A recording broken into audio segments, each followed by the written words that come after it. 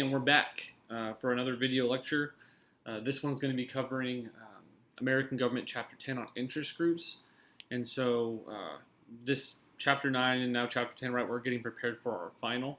So one of these really important things to be able to prepare for in the next several weeks, right, is basically really having a good grasp on what's the difference between, say, a political party and an interest group. And we'll get much more of that kind of distinction as we go through this particular chapter. Okay? So we have here, this picture of K Street, which I have. I've never been to DC. I haven't had an opportunity to travel too much. But this is a street, is my understanding, in Washington, D.C. It's called K Street. And so when people refer to K Street, it's kind of like Madison Avenue or Fifth Avenue in New York. It's like a place where there's like advertising or whatever. But this in particular in D.C. is where there's a lot of lobbyist organizations and companies have offices. So people say, when they talk about, oh, K Street has this influence on Washington, or sometimes if they're talking about the swamp, they're kind of talking about, K Street in interest groups, right? So we're going to learn about what those are and what makes them different from political parties. So we have here a quote from page 367. I'm hoping these page numbers are right. I haven't double checked them, so I'm sorry if they're wrong. But obviously the chapters are correct. Interest groups play a fundamental role in representing individuals, corporate interests, and the public before the government. They help inform the public and lawmakers about issues, monitor government action, and promote policies that benefit their interests or the people they represent, using all three branches of government and also at the state, federal, and local levels. Right? It's kind of like ubiquitous kind of organizations, and they actually, they play this huge role in our kind of politics. So again, I'm sure you've all heard of this or are familiar with these things. So again, this is what an interest group is, and I don't know if I can emphasize this enough, but you really need to know and be comfortable with these three factors we're going to go through, and these comprise what an interest group is. Okay, so what's one of the things that an interest group does or defines what an interest group is? One, as in our quote, it informs government and the people, meaning citizens. So let's just take an environmental interest group, for instance, and say they're for the environment, and say there's going to be a company that's going to cut down trees in the local forest, right? And this interest group's going to say, well, we think that's a problem that's against our values, and we want to explain to our neighbors and politicians so that they behave in such a way to stop this from happening. So they're going to go to the office of the congressperson, of the president, of the governor, of the assembly person, and go, hey, look, this is happening. This is what's supposed to happen. This business is doing this, and these are the reasons why we say it's a bad idea, and we'll give you political support if you rule against it, and we're going to argue against you if you don't help us, right? So they're trying to leverage political power, in this case money and voting, in order to get changes, right? And so they convince people to do things. A classic example where people have got motivated to change policy from interest groups is, say, with regards to smoking cigarettes. A lot of people passed away from that habit. People still do it. But it's become more difficult because of interest groups, right? And they would inform us, hey, this causes cancer. It's not the best habit that people have. The second thing is we're kind of talking about, they persuade or influence government action by using this kind of political clout, by using money to get the message out, by influencing social media. So I think you guys are all aware of this more than you might even think you are. And then three, this is kind of like probably the most important thing, because we all have jobs and we can't, I might care about the environment, but I'm not going to go investigate every farm to see there's animal rights abuses, right? So they monitor the government to make sure the government's behaving in these ways in action over time, and also like the policies that are in effect. So they kind of monitor what the government's doing and the things that the government should take action on over time, right? So let's say in the logging case, the government is persuaded to prevent the logging from happening, then they're going to monitor the government in, say, 5 years to make sure they're still doing that. And if they don't, the cycle kind of repeats. I think this clip right here is from the West Wing, and this is on an environmental interest group. That's kind of funny. And that show's like 20 years old now, but it's still relevant, I think. So you can watch that if you want to. If not, it's not a big deal. Interest groups do not wield direct governmental control. So this is the most important factor that distinguishes it from political parties. Go back to our Chapter 9 notes. One of the first things that we saw was that political parties wield political control. They get into office, and then because the party coordinates all these kind of politicians, then they actually kind of wield political power, whereas interest groups in themselves do not wield. They try and influence and persuade people to use their power, politicians in a particular party, to favor their benefits, right?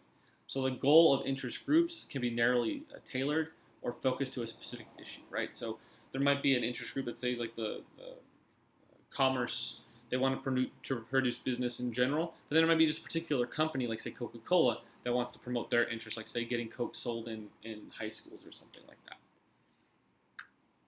that. Interest groups are not trying to build broad coalitions.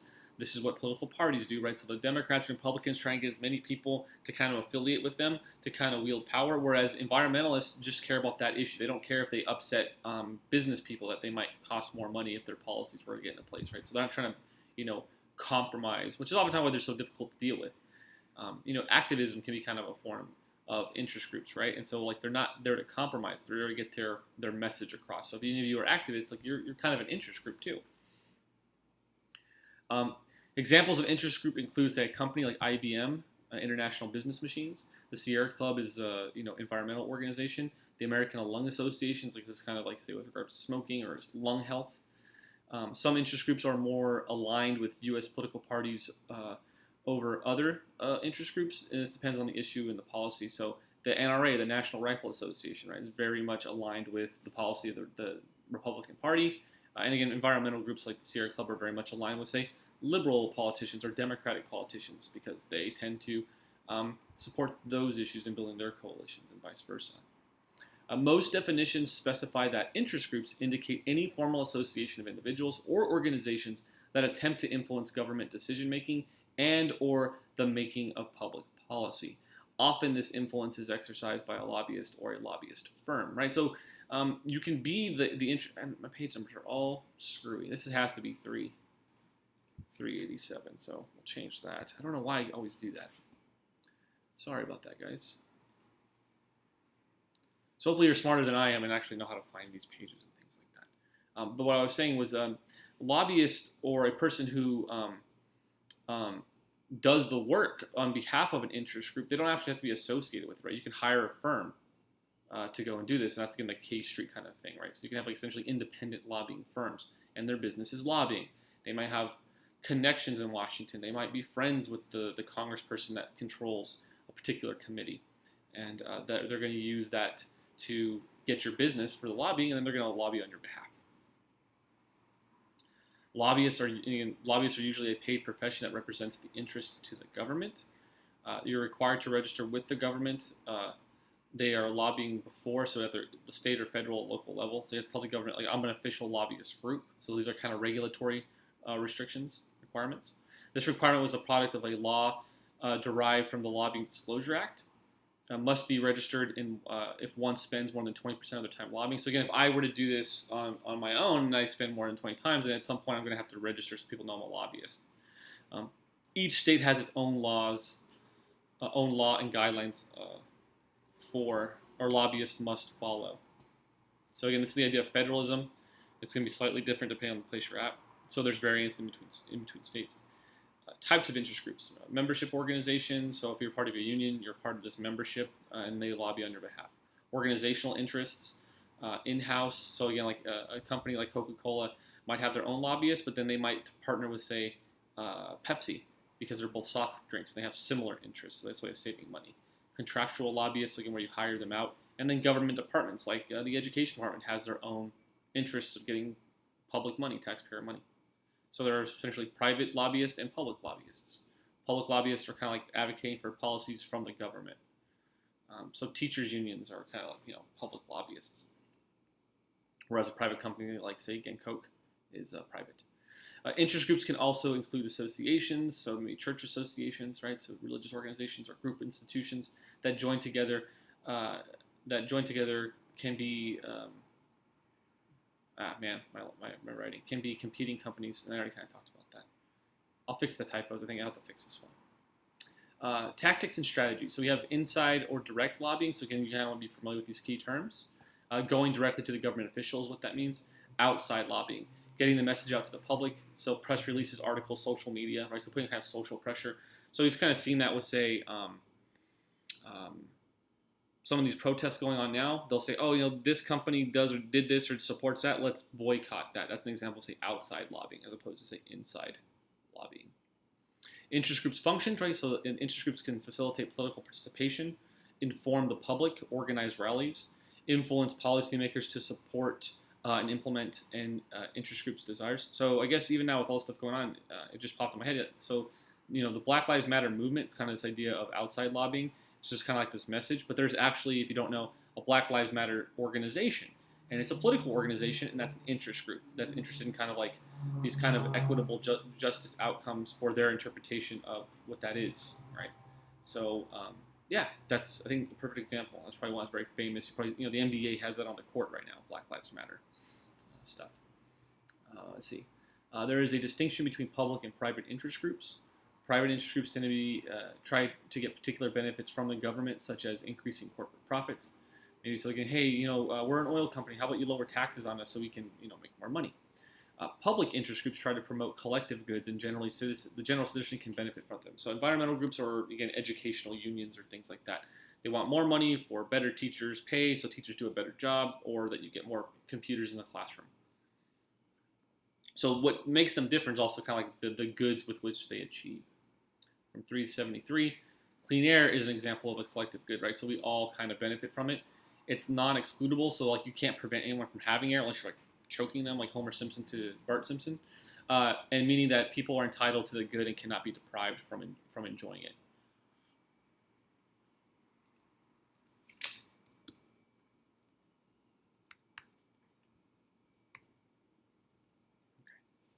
Okay. Trying to go quick. So then we have this kind of important key terms with regard to collective action, and that interest groups kind of solve this problem.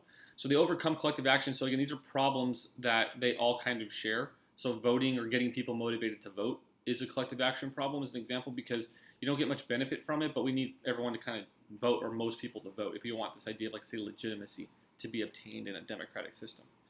Right? So people tend not to act when a perceived benefit is insufficient to justify the costs associated with engaging in the action. So again, like kind of environmental policies are a perfect example. I think some of these people that kind of make these dire predictions are kind of off base. So if you guys know the history of like Al Gore's An Inconvenient Truth, like it's what you might call environmentally alarmist. Like he basically said at this point, like, Florida would be underwater. So he was proven kind of wrong, but maybe that was a tactic to kind of get people motivated to do these changes. And so the reason why it's hard for us to kind of maybe like just do things like the Green New Deal is it might require us to stop driving a car that uses gasoline. But you're like, well, I can't afford an electric car, and I need to get to work, and so I could do this, like save the world, but I wouldn't get much individual benefit. If anything, you would derive a cost. But then you go, well, you would save the world. It's like, yeah, but everyone has to do this, and they're not going to. So hopefully this kind of makes sense about what a collective action problem is and why people fail to act sometimes. And so then the book also talks about, say, the free rider problem. So this is when a person receives a benefit of some action without helping to bear costs. So you guys know this, so I won't talk about in terms of policy. This is an example of a collective action problem, but not like the one where I was talking about getting people motivated to act. Generally, this is getting people motivated to act specifically. And so this is like when you guys have a group assignment, and then one person doesn't do the work, and they free ride on the rest of you, and they may get an A. And you go, man, they didn't do any work, but it was a group activity. So that's the free rider problem. So this is also something that interest groups face. They want people not to just collect the paycheck or get the benefits, like say in the union. They want people to like support the union and give money to it and strike or do these things the union might require. So these are the ways interest groups overcome both the collective action problem and the free rider, which is an example of a collective action problem. They obtain financial support from patrons outside the immediate interest group. Right, so they, like say the NRA, they're not always going to get money from members. They might get money from outside people. Again, Black Lives Matter has done that. Right? They might have other things with, hey, support us with money, but you may not be like, you may not work for the organization, even if you support the organization. Being a small group has the advantage of being better able to arrive at consensus and detect free riders. Right, so if you're kind of a small interest group and you know everyone who's participating, you know when someone's not doing the work, and then you can either kick them out or you all kind of use your peer pressure to kind of make them do their work. Material incentives to induce activity. So examples include the American Association of Retired Persons, the AARP, getting economic discounts, right? So like, why would I join the AARP? They kind of lobby for people who are older or retired, insurance reasons, dealing with Social Security. They do all these kinds of cool things. But it costs money. So they go, well, if you present our card at, say, a hotel or a restaurant, you're going to get 15% off. You're like, okay, well, over time, I save some money. So you get a benefit. So it motivates people to join it. It's not just like, say, the other benefits you get. Purposes, incentives. So to join the group or help the group because they focus on an issue that you care about. So Mothers Against Drunk Driving is an issue that people care about, right? And so maybe someone in your family was harmed or hurt by drunk driving. So you might support them because they're fighting for a cause that affected your life in a negative way, and you want to prevent that from happening. Or little to no choice in joining. So oftentimes for unions, like I used to be a Teamster when I worked at UPS, I didn't have a choice. I had to join the union, right? So they avoid the free rider problem because they say, you can't work here unless you give us some money. So that's an example of that. So we have here the picture of the union, the Teamsters, the International Brotherhood of Teamsters, and then here is another example is the bar, the California Bar Association. Those are examples of this last one. And I have here disturbances like coronavirus can explain why people also mobilize behind a particular issue. All right, so a lot of people care about Corona, and that's just my joke because I'm so funny. I know you guys think I'm funny by now. That's Corona beer. It doesn't give you coronavirus. I just thought it was funny. And then I have another thing from the Westing with another interest group from a similar episode, but not the same season. And this one talks about maps, and it might relate with you because it talks about equity and social equity. And even though, again, this clip's 20 years old, it's like it's very interesting. I actually think this is one of the ones that makes the most sense. And I'm not even like a bleeding heart liberal. I just think this makes a lot of sense if you watch that one. And again, it's fine if you disagree with what they're saying in the show. Group participation as civic engagement. Joining interest groups can help facilitate civic engagement. So again, it goes back to our chapter 1 stuff. The more people will engage with the political process, so it's more than just voting, the more legitimate the system seems. And interest groups provide that outlet to engage in like kind of civic, social matters, social justice, social equity, economic kind of issues, right? It allows people to feel more connected to the political and social community. Grassroots movements are bottom-up groups that with a small numbers at the local level. So again, like Mothers Against Drunk Driving is kind of this big official thing now, but that's just started with a woman whose, I think, son passed away, and it was a grassroots organization. There was no formal thing there. Like, she started it. Interest groups provide a means for representing people and serve as a link between people and the government. Interest groups allow people to actively work on an issue in an effort to influence public policy. Page 380. Again, they help educate people, interest groups. They help frame an issue. As we're familiar with this, whether it's good or bad or something Americans should be concerned with. And then they can monitor government activity. It's a key term from 383. Fragmentation occurs in an interest area. Groups have more specialized needs. Examples could be, different kinds of, say, disabled people, right? So you might have an interest group for disabled people, but the needs of blind people are different than the needs of deaf people. And so this is going to cause fragmentation in that bigger interest group to, say, disabled individuals. And not because it's not malicious. It's not trying to screw people over. It's just like, yeah, well, deaf people need these resources and blind people need these ones. And so you have a more specific message and lobbying interests, right? We want money for hearing aids. We want money for Braille. We want money for translators or things of that nature. These, so again, with all this stuff, when we're talking about money, in any given year, right, there's just a limited pie. There's only a limited amount of money that people can allocate, and they're trying to convince politicians through good arguments, but also their political clout, usually money and support, to get pieces of that pie. And sometimes people get screwed over, which I know is hard to believe, and it's not necessarily malicious. So also social media has helped there to be smaller interest groups because now people can have access to the message and raise money. You don't need the big organization to kind of make a loud enough ruckus so that people know about it, right? And see what else you have. Easier to raise money, yeah. So resources matter. A corporation is far more likely to participate in lobbying than the average person because they have other resources, time and money to do so. They can pay a lobbyist group to do this. I might have an issue, but I can't afford to pay a lobbyist group to kind of lobby on my behalf, right? So this is where this kind of issue of this stuff we'll talk about becomes more problematic. Hopefully you can see this little graph. It's from the internet, but it kind of shows the iron triangle. So really know what the iron triangle is.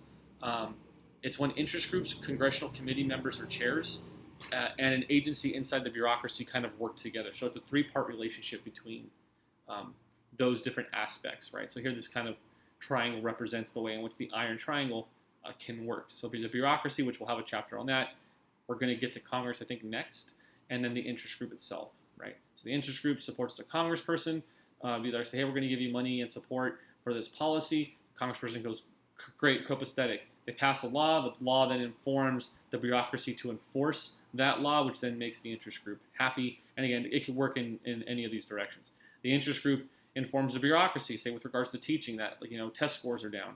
And so then they go, okay, we're going to do this to get test scores back up. And then they tell Congress, hey, we were told by this interest group that this is a problem. In order to get test scores up, we need more money. And Congress gives them more money, which makes the interest group happy.